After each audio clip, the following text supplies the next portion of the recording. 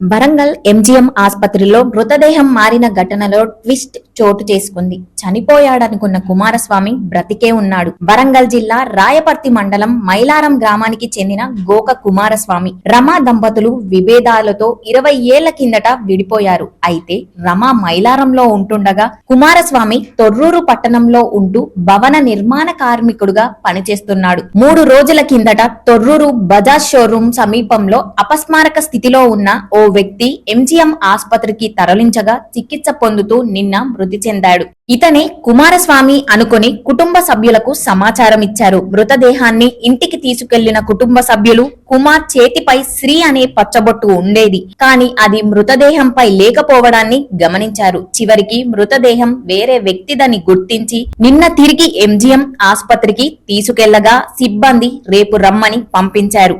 ఈ రోజు కుటుంబ సభ్యులు వెళ్లగా కుమారస్వామి బ్రతికే ఉన్నాడని, ఐడి వార్డులో చికిత్స పొందుతున్నాడని సిబ్బంది తెలపడంతో సంభ్రమాచార్యులకు లోనయ్యారు.